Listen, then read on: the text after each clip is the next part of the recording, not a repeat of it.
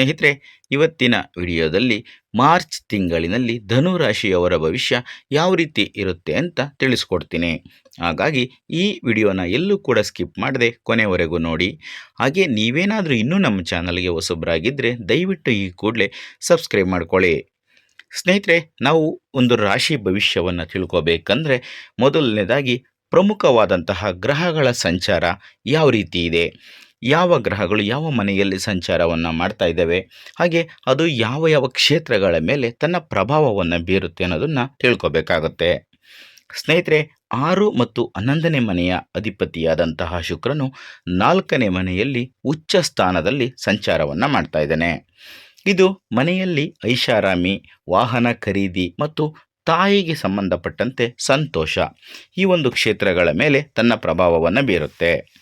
ಇನ್ನು ಮಂಗಳ ನಿಮ್ಮ 3ನೇ ಮನೆಯಾದಂತಹ ಕುಂಭ ರಾಶಿಯಲ್ಲಿ ಸಂಚಾರ ಮಾಡ್ತಾ ಇದ್ದಾನೆ. ಇದು ಅಪ್ರತಿಮ ಧೈರ್ಯ, ಒಡ ಹುಟ್ಟಿದವರೊಂದಿಗೆ ಘರ್ಷಣೆ ಮತ್ತು ಕಿರು ಪ್ರಯಾಣ, ಈ ಒಂದು ಕ್ಷೇತ್ರಗಳ ಮೇಲೆ ತನ್ನ ಪ್ರಭಾವವನ್ನು ಬೀರುತ್ತೆ. ಇನ್ನು ರಾಹು ಕೂಡ ಕುಂಭ ರಾಶಿಯಲ್ಲಿ ಸಂಚಾರ ಮಾಡ್ತಾ ಇದ್ದಾನೆ. ಇದು ಅಸಾಂಪ್ರದಾಯಿಕ ಸಂವಹನ ಮತ್ತು ಬೋಲ್ಡ್ ಆಗಿ ತಗೊಳ್ಳುವಂತಹ ನಿರ್ಧಾರಗಳು, ಈ ಒಂದು ಕ್ಷೇತ್ರಗಳ ಮೇಲೆ ತನ್ನ ಪ್ರಭಾವವನ್ನು ಬೀರುತ್ತೆ. ಇನ್ನು ಸೂರ್ಯ ಸದ್ಯದಲ್ಲಿ 3ನೇ ಮನೆಯಲ್ಲಿ ಸಂಚಾರ ಮಾಡ್ತಾ ಇದ್ದು ಆತ್ಮವಿಶ್ವಾಸದಲ್ಲಿ ಹೆಚ್ಚಳವಾಗುವಂತೆ ನೋಡ್ಕೊತಾನೆ. ಮಾರ್ಚ್ 15ರಿಂದ 4ನೇ ಮನೆಗೆ ತನ್ನ ಸಂಚಾರವನ್ನು ಬದಲಾಯಿಸ್ತಾನೆ. ಆ ಸಂದರ್ಭದಲ್ಲಿ ಕೌಟುಂಬಿಕ ಒತ್ತಡ, ಈ ಕ್ಷೇತ್ರದ ಮೇಲೆ ತನ್ನ ಪ್ರಭಾವವನ್ನು ಬೀರ್ತಾನೆ. ಇನ್ನು ನಿಮ್ಮ ರಾಶಿಯ ಅಧಿಪತಿಯಾದಂತಹ ಗುರು ನಿಮ್ಮ 7ನೇ ಮನೆಯಾದ ಮಿಥುನ ರಾಶಿಯಲ್ಲಿ ಸಂಚಾರವನ್ನು ಮಾಡ್ತಾ ಇದ್ದಾನೆ. ಇದು ಸಂಬಂಧಗಳಲ್ಲಿ ಸಾಮರಸ್ಯ ಮತ್ತು ವ್ಯವಹಾರ ಅಭಿವೃದ್ಧಿ, ಈ ಕ್ಷೇತ್ರಗಳ ಮೇಲೆ ತನ್ನ ಪ್ರಭಾವವನ್ನು ಬೀರ್ತಾನೆ. ಈಗ ವೃತ್ತಿ ಮತ್ತು ಉದ್ಯೋಗ ಯಾವ ರೀತಿ ಇದೆ ಅಂತ ನೋಡೋಣ. ವೃತ್ತಿ ಜೀವನವು ಈ ತಿಂಗಳು ನಿಮ್ಮ ದೃಢ ಸಂಕಲ್ಪದಿಂದ ಮುನ್ನಡೆಯುತ್ತೆ. 3ನೇ ಮನೆಯ ಮಂಗಳ ಮತ್ತು ರಾಹುವಿನ ಪ್ರಭಾವದಿಂದ ನಿಮ್ಮ ಮಾತುಗಳು ಹೆಚ್ಚು ಪ್ರಭಾವಶಾಲಿಯಾಗುತ್ತವೆ.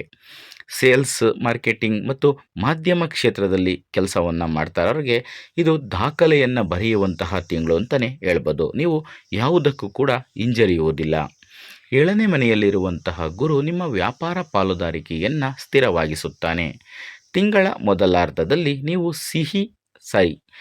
ಸಹಿ ಹಾಕುವ ಹೊಸ ಒಪ್ಪಂದಗಳು ದೀರ್ಘಕಾಲದ ಲಾಭವನ್ನು ತಂದುಕೊಡ್ತವೆ. ಆದರೆ ಮಾರ್ಚ್ 15ರ ನಂತರ ಸೂರ್ಯನು 4ನೇ ಮನೆಗೆ ಬಂದಾಗ ಕೆಲಸದ ಒತ್ತಡವನ್ನು ನೀವು ಮನೆಗೆ ತಗೊಂಡು ಹೋಗಬೇಡಿ. ಇದು ನಿಮ್ಮ ಏಕಾಗ್ರತೆಗೆ ಭಂಗವನ್ನು ತರಬಹುದು. ಸ್ನೇಹಿತರೆ, ಈಗ ಆರ್ಥಿಕ ಪರಿಸ್ಥಿತಿ ನೋಡೋಣ. ಆರ್ಥಿಕವಾಗಿ ಇದು ಆಸ್ತಿಗಳ ಮೇಲೆ ಹೂಡಿಕೆ ಮಾಡುವಂತಹ ತಿಂಗಳು. 4ನೇ ಮನೆಯಲ್ಲಿ ಉಚ್ಚ ಸ್ಥಾನದಲ್ಲಿರುವಂತಹ ಶುಕ್ರನು ಹೊಸ ಕಾರುಗಳ ಖರೀದಿ, ಮನೆ ನವೀಕರಣ ಅಥವಾ ದುಬಾರಿ ಪೀಠೋಪಕರಣಗಳ ಖರೀದಿಯನ್ನು ಮಾಡ್ಬೋದು ಅನ್ನುವಂತಹ ಸೂಚನೆಯನ್ನು ಕೊಡ್ತಾನೆ. ನಿಮ್ಮ ಜೀವನ ಶೈಲಿಯನ್ನು ಸುಧಾರಿಸಲು ನೀವು ಹಣವನ್ನು ಖರ್ಚು ಮಾಡ್ತೀರಿ. ಗುರು 11ನೇ ಮನೆಯನ್ನು ನೋಡುವುದರಿಂದ, ಅಂದರೆ ಲಾಭದ ಸ್ಥಾನವನ್ನು ನೋಡುವುದರಿಂದ ಆದಾಯದ ಹರಿವು ಸ್ಥಿರವಾಗಿರುತ್ತದೆ. ಆನ್ಲೈನ್ ವ್ಯವಹಾರ ಅಥವಾ ಕಮಿಷನ್ ಆಧಾರಿತ ಕೆಲಸಗಳಿಂದ ಹೆಚ್ಚಿನ ಲಾಭ ಸಿಗುತ್ತೆ. ಆದರೆ ನೆರೆಹೊರೆಯವರು ಅಥವಾ ಸಂಬಂಧಿಕರ ಮುಂದೆ ಆಡಂಬರವನ್ನು ಪ್ರದರ್ಶನ ಮಾಡೋದಕ್ಕೆ ಹಣವನ್ನು ದುಂದುವೆಚ್ಚ ಮಾಡಬೇಡಿ. ಈಗ ಆರೋಗ್ಯ.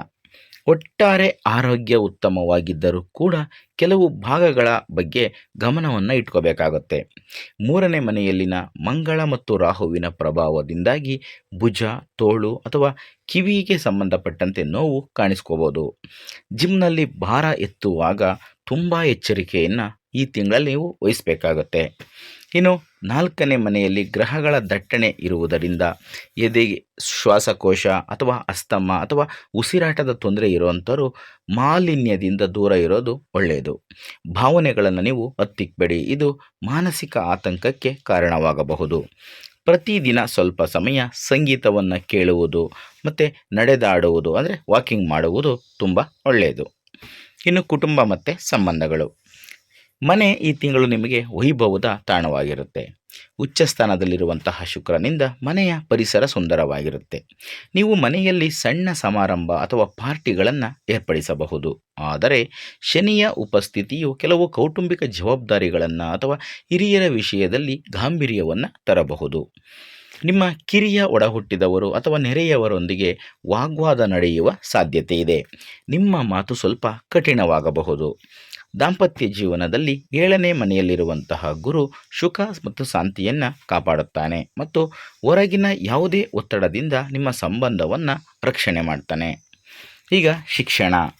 ವಿದ್ಯಾರ್ಥಿಗಳು ಈ ತಿಂಗಳು ತುಂಬ ಚುರುಕಾಗಿರ್ತಾರೆ. ಹೊಸ ಕೌಶಲ್ಯಗಳನ್ನು ಕಲಿಯಲು ಅಥವಾ ಅಲ್ಪಾವಧಿಯ ಕೋರ್ಸ್ಗಳಿಗೆ 3ನೇ ಮನೆಯ ಶಕ್ತಿ ಪೂರಕವಾಗಿರುತ್ತೆ.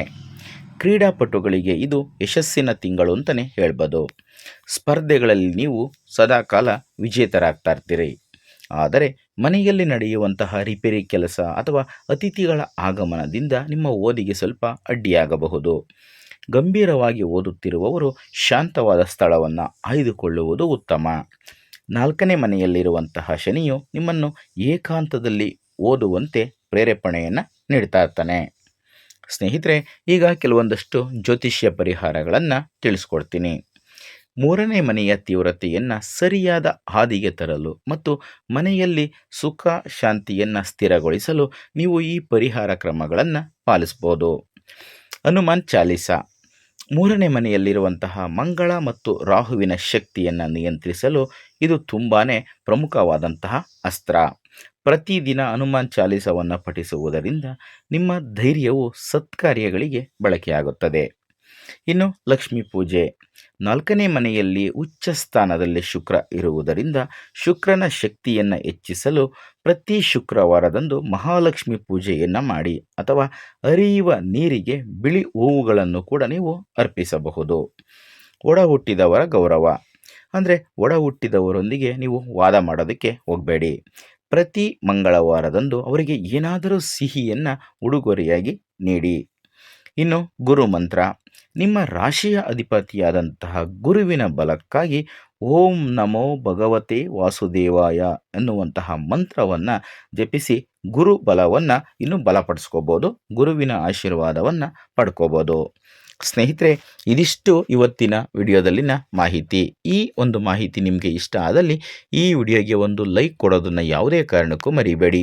ಇಂಥದ್ದೇ ಮತ್ತಷ್ಟು ಮಾಹಿತಿಗಳಿಗಾಗಿ ನಮ್ಮ ಚಾನಲನ್ನು ಸಬ್ಸ್ಕ್ರೈಬ್ ಮಾಡಿಕೊಂಡು ಪ್ರತಿನಿತ್ಯ ನೋಡ್ತಾ ಇರಿ. ಮುಂದಿನ ವಿಡಿಯೋದಲ್ಲಿ ಮತ್ತೊಂದು ಹೊಸ ರಾಶಿ ಹೊಸ ವಿಷಯದೊಂದಿಗೆ ಸಿಗ್ತೀನಿ. ಎಲ್ರಿಗೂ ಕೂಡ ಒಳ್ಳೆಯದಾಗಲಿ. ಧನ್ಯವಾದಗಳು.